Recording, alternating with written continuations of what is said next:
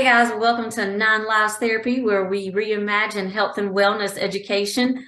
I see that the full moon energy is getting to my camera this afternoon, and we have the lovely Deborah Robinson today that is going to talk about what is going on with this new full moon. How are you doing today, Miss Deborah?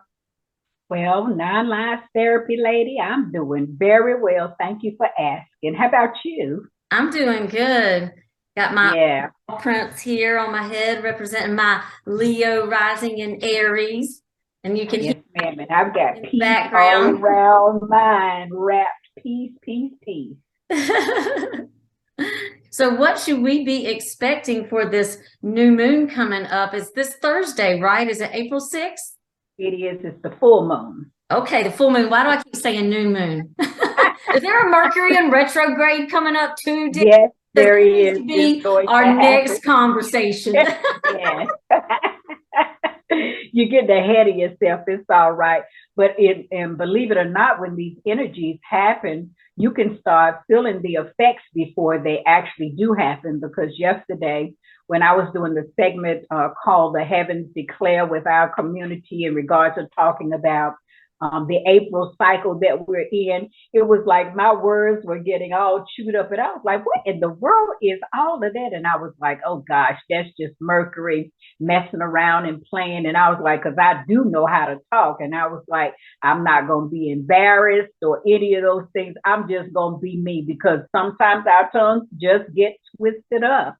We've got a lot of energy that it has to do with the mind and our thinking. So we do have a lot, but just we're in that time where the full moon gives us that opportunity to see what is no longer serving us, so that we can delete those files, for a Okay. better way to say it. And do let me explain just a tad when it comes to the full moon, because the moon goes through the entire signs, all 12 signs, in 29.5 days. And it has 8 phases that it goes through. So it starts at the new moon, that's the first cycle, and then you have the crescent moon, then you have the first quarter moon, and then you have the full moon. So in between there's the full moon, and here it is. And when you look at the full moon, it's just opposite. That's when the sun and the moon are opposite of each other. Well, what does that mean in astrology? The moon rules our emotional life, our subconscious. That's what's within the inner self, that quiet, because the sun is what we see in each other every day. But that moon is when we're at home and we're relaxed, and the mind is reminding of us what we truly think of ourselves. And this is the opportunity where we get to just sit and do rituals. And rituals absolutely are magic. That's what the occult is all about. And so many people omened that, they made it distasteful. But it is the time that we come together individually and we come together collectively. On an individual basis, you get to choose how you want to write down 10, if it's 15 things or whatever. You get to sit down in stillness, and you get to make a list of the things that you want to detach from, let go of, that are no longer serving you. As an individual, think how powerful that is on a monthly basis.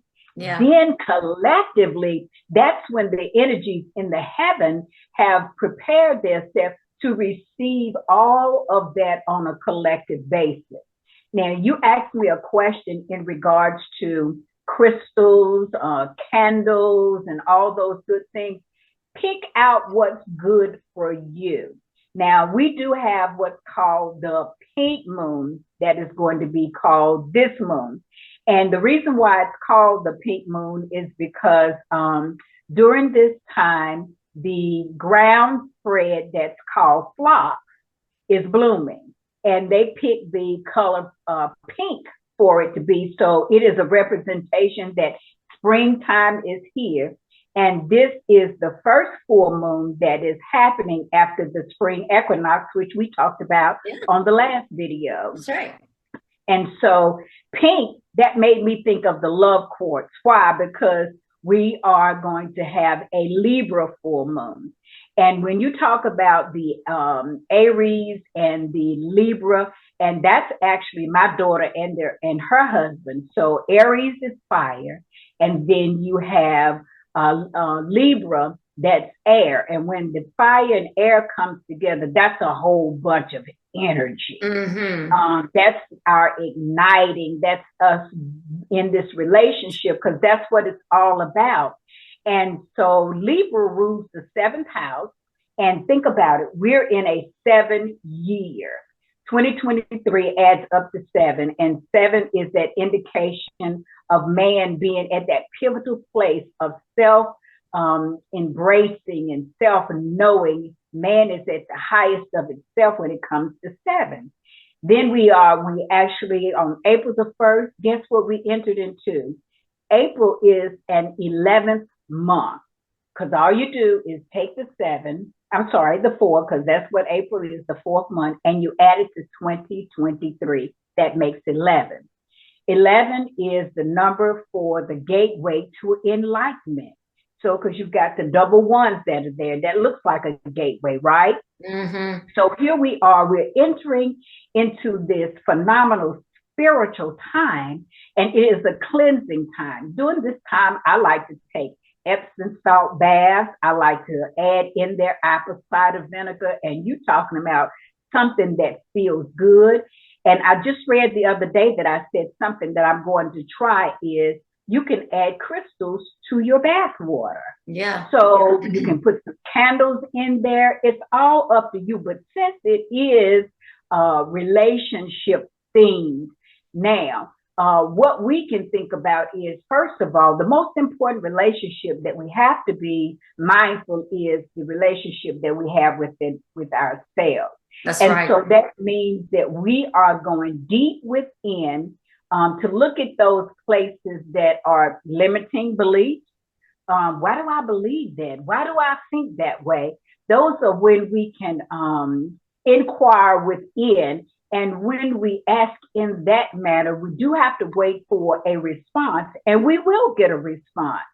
And so if you've got love quartz around you, then from there is where your love will spread abroad, or your relationships will spread abroad. So if it's partnerships, it just depends on how you have your perspective when it comes to relationships. So I love relationships because I'm a Cancer. So how does that affect me? The more the merrier when it comes to love, too, because I love learning how to integrate my energy with another person's energy. Yes. And just feeding love, because love is the healer. It's so beautiful. Everything.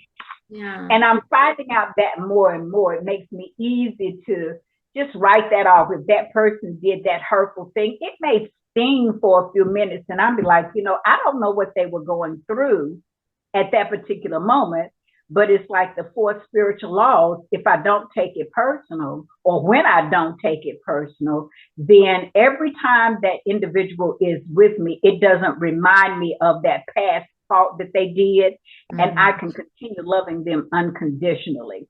So yes, this is a time that we can use our crystals, we can take our salt baths, and on top of it, because it has gotten warmer, and also we talked about the last time where Saturn has moved into Pisces. So Pisces is that last part of the astrological calendar. And so now we're into light now. It's more light. And so what that simply means is that we can ground, we can take our shoes off, we can do earthing, and you can go to earthing.com to get some ideas how you can earth, but taking your shoes off, because Pisces rules the feet. Okay. Well, and I'm barefooted a lot. I even walk barefooted walking my cat. It's therapeutic. It really is. It is. When your feet touches the grass, and it just almost just elevates you to a whole different, you can feel it because we are connecting to the earth because we're electromagnetic and we are igniting those electrons within us and getting energized. And so this is what we have to do, as well as Pisces, with being in the 12th house, it rules our sleep, our rest. So for the next 2.5 years with Saturn being in there, our sleep patterns may be off. Why? Because we may be getting uploads because Pisces is also about our psychic abilities, about us tapping in our intuition. It's the most spiritual sign. So it's calling for us to become more connected with ourselves, with our creator, whatever you want to name your creator. We're talking about the same energy, the same source that gives breath to all and to all things as well. So I'm excited. I do get excited every full moon that happens because I can go within and I can go delete, delete, delete. And then after the full moon happens, then it starts where the light is less and less because the moon does not have light. It gets its light from the sun. So as it wanes, that's what when it's moving from its full light phase, then it's going down to the new moon where it is in total darkness, and that's when we do the new beginnings, and that's where you always the exciting. It's the new moon, not yet, Chrissy. Hold on. I think that I'm in this pattern now where I see the full moon. It's like I can't delete anything else. It's been a rough week, man. It really has, because I felt like I deleted something on Saturday, and then like the next day something else came up that I felt like I had to revisit. But had I not thrown something away on Saturday, I may not have had that opportunity. And it was almost like the universe put something in my path to see if I was going to act different like that night, you know? And it's been real difficult. And like, I feel like, well, maybe I'm in a pattern right now where I'm having to release something else. And so I'm already feeling the energies of, you know, the full moon, and it's always affected my sleep. You know, I just kind of wait for it now because I expect it. But so I'm definitely going to probably throw some more stuff away. And then energetically, you know, walking outside is a good way to kind of do that too. You know, if we were to do that and try to delete stuff, would you suggest like doing a meditation outside during the day? Does it matter? Do you have to be when there's the full moon out there? Well, it's just that because the energy is so potent at that time, and it is a time set aside for the collective. So if you think about all the moon receiving all of those things that we need to detach from. Yeah. Now let's go back to again, because we are in the Aquarian energy, remember? Yeah. And because that is it rules the 11th house. And remember when I said that April is an 11 month? Oh, wow. So, yeah. And then you've got Pluto that has shifted into Aquarius, which is all about transformation, which is all about death and regeneration, rebirth. So here you've got all these energies that are helping us to detach, because that is a main quality of Aquarius, is detaching. Because the more we hold on to, we don't have room for anything else. And the place where we hold these things is the heart. Yeah. And so we have to keep the heart in a vulnerable place. It's like recycling. When the new moon, then we get all these ideas. Well, what if that idea didn't work? Then the best time, if we're holding on to it, then how can you meditate? But guess what? When we are out in nature, that's meditation itself, because we're connecting to the earth. The earth is that womb that receives us. It doesn't reject us. It doesn't talk back to us like the humans can. It shows us its wonders and its beauty. And how can you not be in a peaceful place?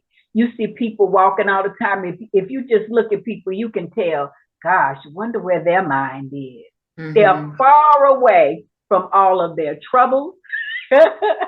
They're far away from all of the challenges, conditions, and circumstances.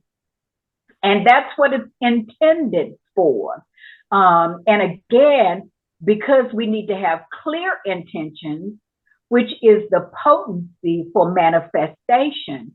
And the more that we're realizing that we are creating our day to day, like for instance, you know, a couple of days ago, the moon was in Virgo. Virgo is all about our daily activities, getting things in order, making lists of the things that we need to do, getting organized. And because there's so much powerful energy that is existing right now, we can feel overwhelmed. Now, what if we look at that word overwhelmed in a whole different perspective? It is, okay, yes, I'm overwhelmed. That's the first thing. Admit it. I'm overwhelmed. Good gracious. All this stuff is coming and I'm overwhelmed. What am I going to do? And you know that there is some very potent energies that is among us and that are among us. And so then that is when we can quiet ourselves to say, okay, then I need to go sit still for just a little bit, or I need to go for a walk. There's nothing like fresh air. Getting out in the springtime, that's what it's saying, the sun. It's been documented from a scientific perspective. If you go out in the sun for about 20 minutes a day, you have reinvigorated. Cells begin to come alive again. So there's so many simple things that we can do, because a lot of people don't like to meditate because they think that it is a hard thing to do. But stillness is meditation. Whether you're walking, you can go buy some water. And again, when you look at the element that Pisces is, and I did say that it was the most spiritual sign, you can go sit by some water. Oh my goodness. I don't know if you can identify by it, but I like to go and sit at the park. And when I sit near some water, oh my goodness gracious, I become a part of it. And then I see how the waves ripple, but at the same time, they have a boundary. It doesn't come out of there unless there's some type of disruption within the earth. And I will mention that because a lot of people get scared of the full moon, because there's a lot of mental issues that happen. When I used to work at the hospital, it's true. More babies are born during full moon. There's more accidents happen during the full moon. There's a lot of crimes that are committed according to the full moon. But at the same time, we hear about those things, but then we think about what happens on the light side. That's the dark side. What happens on the light side is that we get the ability to, again, to recycle, to redo over, to rethink what's not working for us. So just in case when tomorrow comes, here comes something else, then we have let go of that so that we can be ready. And it looks like we can't take anymore, but we have that capacity because we're creators and we keep creating. And it gives us that ability to go within, think, stop for a few minutes, and be able to respond accordingly instead of reacting. Yeah. I try to teach that a lot in my classes. Like, you want to react, because you want to come from it from an emotional standpoint. But if you step back for a second and you're like, okay, why is this happening? You got to do it real quick though, and what could be causing this situation to be happening? All right. If you look at it from that standpoint and you approach it with how would I want to be treated, then it is a pretty easy fix. And when you look at each situation with love and compassion instead of a reaction. There's one little excerpt that I wanted to read that I found so wonderful. And this female that wrote this article. Her name is Valerie Mesa, Mesa. And she actually talks about the archetype of the Aries and the Libra. And I wanted to read this little excerpt for it so that people can get an idea of what these energies look like. I did explain it, but this gives a more practical point of view of what it's like in a full moon when these two are relating to each other. With all being said, it's important to consider the essence of Aries and Libra zodiac archetypes, along with the polarity of these two cardinal signs. And these same energies will be activated in our individual birth charts. For reference, the full moon will take place on April the 6th at exactly 12:32 a.m. Eastern Standard Time, with 16 degrees of harmony-seeking Libra. See, that's another point. Harmony. That's what Libra is about, because it has the scale. And so when there is balance, there's harmony. Venus rules this Condor air sign and is currently transiting through its other sign of rulership. So Venus rules both Libra and Taurus. Venus rules this Condor sign and is currently transiting through its other sign of rulership, Taurus, where it is equally as sensuous as it is security seeking. This brings emphasis to the stability of our finances as well as that of our relationships. So financially, we can see that the world is kind of upside down. And then what happened when Pluto moved into Aquarius, that is when we started seeing that the banking system that was in Silicon Valley, that had a lot to do with the innovations, with the internet, with technology, because Aquarius rules technology. And so the day it happened, boom, there it was, it upset it. So here we are, we're thinking, oh gosh, is this going to happen to my bank? Oh gosh, so all the worry things, but these things can happen. And so letting us know, looking at our monies and knowing that the universe will take care of us, and it does take care of us. Okay, so something else to keep in mind, the sun will be sitting alongside with the wounded healer, Chiron. And Chiron, that has to do with, and I think you mentioned this at a point, where our childhood traumas can come up, or childhood experience could come up easily during this full moon time. And so it's like, why am I thinking about that? I don't want to think about that. That is the past. Well, it's coming up to be healed. That is the main thing. These thoughts that are coming through us are coming up so that they can be healed, so that we can heal the human condition first within us. And it will help satisfy a lot of our physical things that are happening in our bodies, because again, they are of the subconscious that we don't know that's buried there. But if we tune in and say, okay, the full moon is when the time is when all these things are in my subconscious, and this is the time that I get to just be quiet. Silence is golden. It's gold. And those things, as they rise, don't suppress them back down. I don't want to think about that. Let it come up. It may cause tears. Tears are therapeutic. Tears are therapeutic. It's water. I cry. If it makes people feel better, I cried this morning to a friend on the phone before I even went to work, but it made me feel a whole lot better. Yes, it does. Cry. So don't be afraid to cry. It is okay. Yes, it is. It feels so much better after you do, and then you just go on. It is. Feel like when I do let those emotions come out, sometimes I feel like they aren't my own. And I feel like, as the collective, I'm like, well, I wonder who else is feeling like this, that are releasing energies, not only within themselves, but maybe other people that have had that same experience. We're all releasing it together. How beautiful is that, That's very beautiful. Very beautiful. And it was kind of poetic too. Oh, It was kind of poetic, and that flips me right back to Pisces, because Pisces is poetry, it's music, it's arts, and I know that you are very artistic with your hands as well as with the ideas and working with your students. So, oh yeah. So when I say let the creativity just flow through us so that we can be able to spread the gospel. And what's the gospel? It's good news. What good news are we talking about?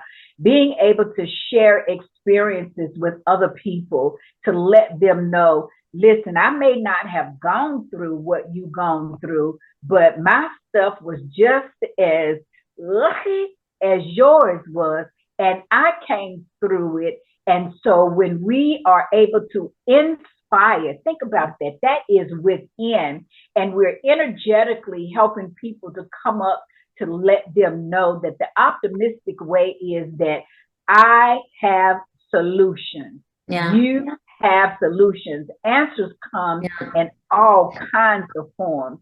And so when we allow, that's the biggest thing, we allow, and we don't have to pretend like everything is all right, because there is a lot of energy going on on the whole planet, not just within the United States, but the entire planet needs our energy to move forward. And I'll say this last thing, because when I saw this, when I was studying yesterday, it was like, wow. Pluto is a dwarf planet, okay? And so dwarf planets are known to have a higher octave. And we're talking frequency and vibration here. So the higher our vibrations are, is the more that we can attract and bring to us what it is that we truly desire, okay? So with Pluto being in Aquarius at this particular time, and then we have Mars that is in Cancer, my side. And Cancer, no, let me get it back together. Mars is the ruling planet for Aries, where the sun is now. We're in that Aries cycle. And so Mars is the planet of war. So when we look out in our world today, what do we have? We've got war. But on the bright side of Mars also, that's our passion. That's our physical ability to get done what we need to do. It is our energy. It's red. It's the fiery planet. And so here you have the planet of war that's sitting in Cancer, and the comparison that these dwarf planets says that Pluto has a higher frequency, a higher octave than Mars. So when I looked at, here we've got this planet of war, that's Mars, and then we've got this planet of Pluto that is of transformation and regeneration, and it is at a higher octave. It's going to squash. So it's like, exactly. Out. It's going to squash that energy out. Exactly. So when you look at it from that perspective, because I don't know about you, but just the sound of the word war, it just makes me cringe, and it doesn't feel good, because again, I know, and we all know, when you do read, the majority of the population that suffers is our women and our children. For real. Yeah. And so, you know, then that's where we can put our compassion out. That's Pisces too. We can put our compassion out, our empathy, but just knowing that this regeneration and this transformation that is going to be there for the next 20 years. Wow. In Aquarius, because Aquarius is all about the people. We the people. It's the humanity of the people. It's our freedom. And so all of it must be considered now. So I'm like, you know what? Thank you, Pluto. I appreciate that. And so when I hear now of the war, I was like, you may look tough, and those reporting it may make it sound like it's the worst thing, but we got some regeneration that's happening. We got some innovation that's happening and it's like we're pioneering through how our world is going to become better. And all these things will pass away. Is all of it going to go away? I have no idea. But the present moment now is what gives me the comfort to keep moving and doing, this wonderful work that we're doing. Well, Deb, we got about 1 minute left. How can we get in touch with you? I'll make sure to leave this information in the description. Always I have my Bell South, and that tells the age. Okay, I have had that Bell South account probably since the internet started. So it's R R. Oh yeah, R Robin like a bird. R Robin 12 at bellsouth.net. Folks, if you're interested in getting your birth chart read by Miss Deborah Robinson, please give her a shout. She is awesome and she is local in our community. Happy New Year, and we'll talk soon. Thank you. Bye-bye. Bye-bye. With the light of the full moon comes our ability to harness that energy of light and let go of something that is no longer serving us. Let's think about something that we would like to let go of. This is a time that, is there a relationship in your life that is no longer serving you? Are you not happy at a current job situation? Is there something that maybe you're holding on to because you didn't get that apology that you deserved, or you didn't get paid back for something, for helping someone else? So let's take this time to forgive ourselves and to let go of something that is no longer serving us. So on a piece of paper, write down something that you would like to let go of this full moon. Rip it up into little pieces of paper if you choose to do so, and set it on fire. Aries is the element of fire, and let's put that out into the universe. And again, let's do this on the full moon, and us as a collective, let's get rid of all the negativity that's no longer serving us.